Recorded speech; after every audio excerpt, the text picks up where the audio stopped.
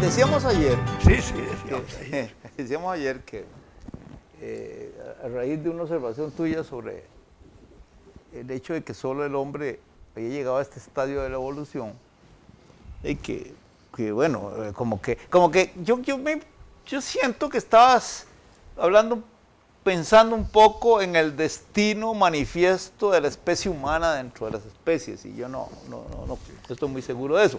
Pero de todas formas... Ese era de los gringos, ya, manifiesto. Yo más bien señalaba, o pretendía señalar, no sé si en otro programa, que hay una idea de que una especie puede teorizar. Eso solo el ser humano lo ha hecho, es lo que decimos, pero nosotros nos olvidamos de que ha habido especies de homínidos cercanos a nosotros que teorizaron, puesto que fueron capaces, por ejemplo, de rendirle culto a los muertos. Entonces... Por lo menos de enterrarlos. Bueno, enterrarlos de cierta forma, y entonces eso significa que teorizaron a propósito de un destino ulterior de cada individuo, posterior a la muerte. Y bueno, ahí fue donde comenté que hay propuestas de explicación que señalan que algunas especies de homínidos que tenían una posibilidad de fueron exterminadas por el Homo sapiens. Yo prefiero no creer eso, pero podría haber ocurrido, porque el número de individuos de ambas, de 2 o 3 especies que pudieron haber convivido, por ejemplo en Europa, era muy pequeño como para que se exterminaran. Pero bueno, aparte de eso, esa es la cuestión, y todavía no sabemos qué va a pasar en Occidente. Yo en realidad no estaba tratando de sentar cátedra, sino de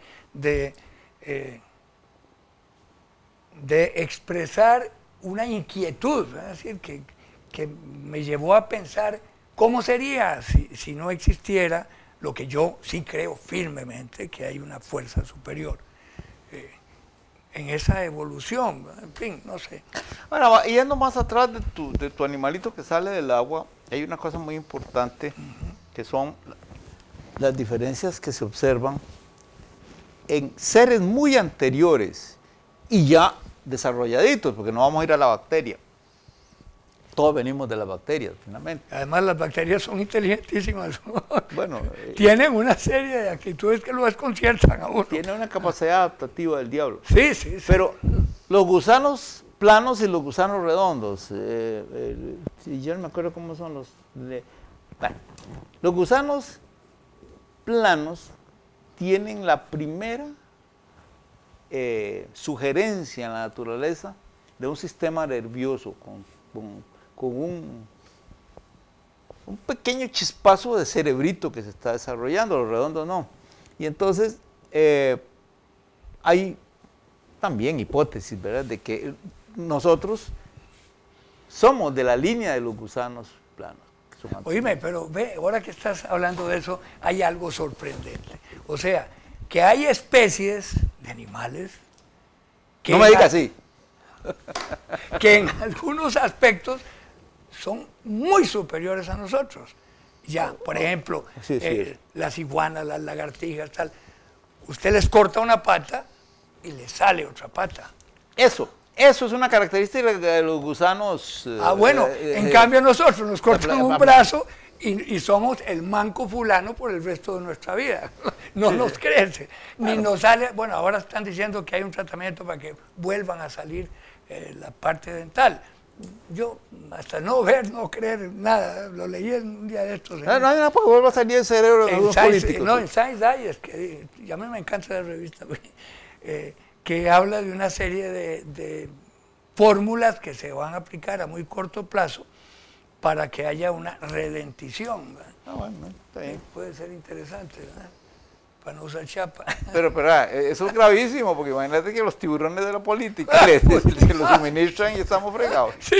¿Repiten? Pero bueno, de veras, qué interesante que haya especies supuestamente menos desarrolladas que el Homo sapiens. No supuestamente, menos desarrolladas en muchos aspectos, que tienen esas facultades que no tenemos nosotros, ¿no? Sí, claro, hay animales que pueden sumergirse y dejar de respirar durante 40 minutos. Sí. Eso... Mi mamá le llamaba, a los delfines le llamaba bufeos, no sé por qué. Pues sí, se llamaba bufeo. Así le decíamos. Bufeos, ¿verdad? bueno, sí, los bufeos. Y de ahí, esos se pasan bajo el agua montones de tiempo. Pues sí, ese está clasificado como uno de los seres más inteligentes de la creación. Claro.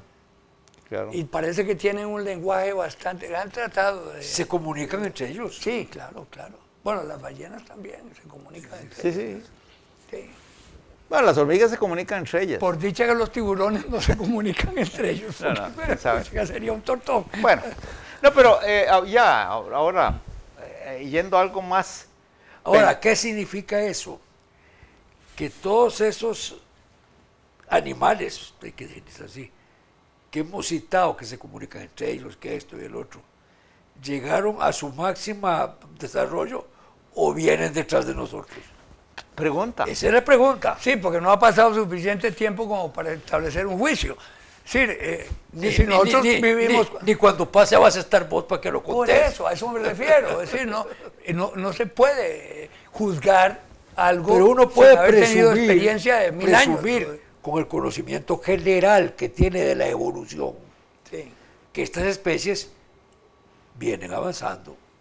Sí. Bueno, vamos a ponerlo en esos términos para decirlo correctamente. Estas especies, en las transformaciones que van a sufrir, se van a convertir en otras que son diferentes. Es probable que en otras que puede ocurrir. Claro. Por eso el gusanito aplastado que ahora me simpatiza. Imagínate un gusanito aplastado que se llame Fernando Durán, para no decir nombres de enemigos. Entonces, para no decir nombres de enemigos. No, pero sí, creo que en eso sí, es decir, hemos llegado a un acuerdo. Todas las especies están evolucionando. Sí, lo que pasa es que, claro, como la evolución es lenta, necesariamente lenta, miles de años, entonces nosotros no nos damos cuenta. Como me decía mi mamá. No es decir que el jueves en 15 va a pasar tal cosa. No, pero porque mañana un chiquito tonto va a amanecer inteligente por evolución. Mi mamá me decía, usted se ve todos los días lo que llamaba Roberto el derecho a la afeitada, se ve la cara y no se percata que hay un proceso de envejecimiento permanente. Sí. Pero tampoco lo notas. No. Es tan lento como que no lo nota uno. Y esta evolución es más lenta todavía. Imagínate. No, ese es más rápido de la cuenta. Vieras una amiga mía cuando se desmaquilla. Bueno. No, aquí, hace poco me encontré con un señor muy sencillo, un artesano, que me dijo... Esa es la medicina. ¿Ah? Artesano es la medicina. Sí. Me dice, viera que a mí me encanta cuando ustedes hablan de poesía, leen poemas.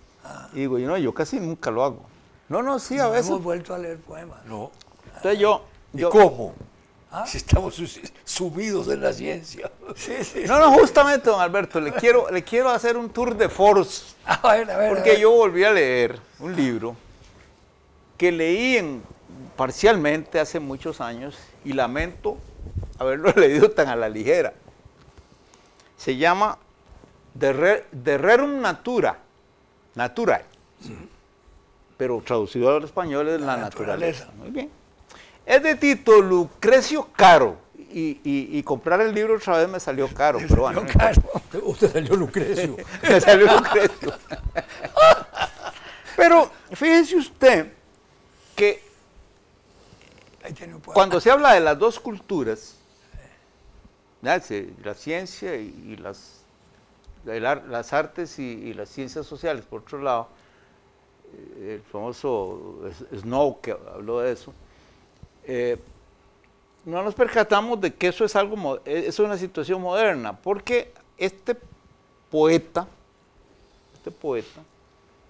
escribió un libro que para su época es como el que habíamos comentado de Burstyn y el de Bryson, la enciclopedia de la época. Claro. Él murió en el año 55 antes de nuestra era. ¿Pero quién es, perdón? Lucrecio. Lucrecio. Claro, uno diría como... No me acuerdo de Lucrecio. Es pariente de Lucrecia Borgia, ¿no? Sí, sí, eso, a eso iba. No, de pronto que yo me- conocí a Antes una de que Lucrecia. salieras vos. con eso. de pronto porque como Que me es, anticipaste. como es romano me acordé del grito el grito aquel de los visigodos que saquearon Roma. A pesarnos. ¿Vos conocéis la historia? No, no, no. Ah, sí, No pesarnos. es una de las ¿Vos la clásicas. conocés? No. Ah, bueno, ya somos dos. Cuando los visigodos saquearon Roma en el año 410, Ajá. Alarico, su presidente Alarico, electo, esa su parte- presidente electo, de acuerdo con la democracia de Hasta entonces, ahí vamos bien. Ok.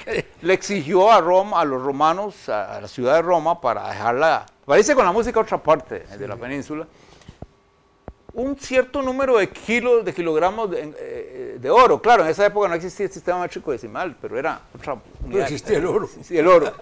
Y entonces, de ahí, los romanos tuvieron que traer todo lo Y a que falta del oro, el moro. el moro. Claro. Exactamente, y esa también la sabía. Lo pesaron y cuando ya estuvo satisfecho Alarico, eso es el tesoro de Alarico que todavía los italianos andan buscando, ¿verdad? Porque nadie sabe dónde lo enterró. Que los italianos le llaman alarido. Entonces, se volvió de sus Ayudantes. sus amigos Sus que venían, tropas. sus tropas visigodas, y le dijo, compañeros, salid ahora y pesaros todos. Y entonces un lugarteniente le dice, pero Alarico, ¿de qué estás hablando? ¿Por qué se tienen que pesar? Aquí hay más de una romana por cada uno. Dice.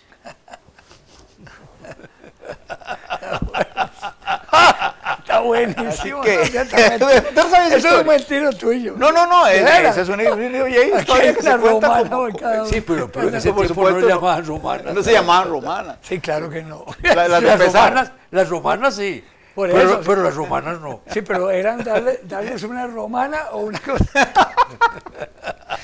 Bueno, Yo hubiera por querido, eso es que dice, querido estar con Alarico. por esa con una razón es romana. que Berlusconi parece catalán.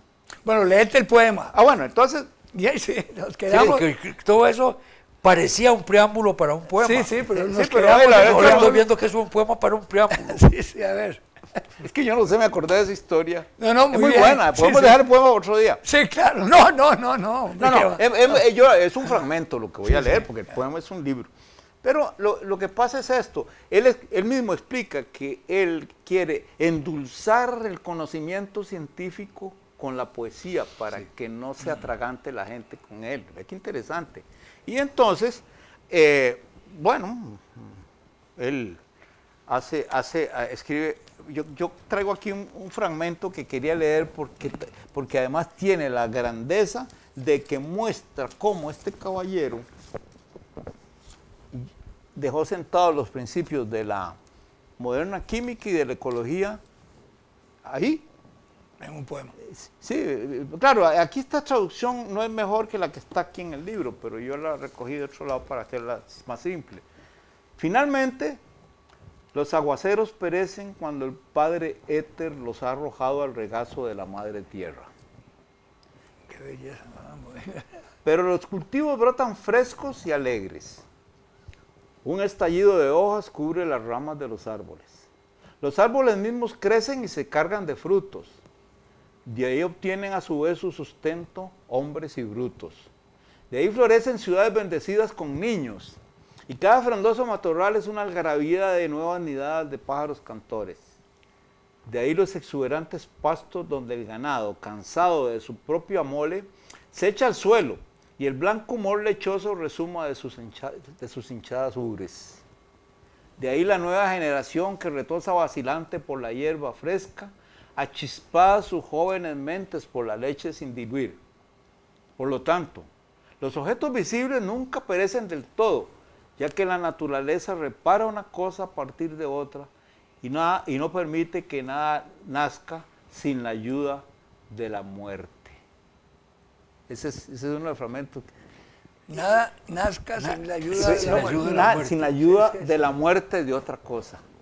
Así, claro, qué bien, qué bonito. ¿Ah? Qué cosa más bella. Ah, Sí, ¿verdad? sí, que, increíble. y no, el libro, todo el libro. Mira, lee ese Pues, pedacito al final. Dejando leer el libro.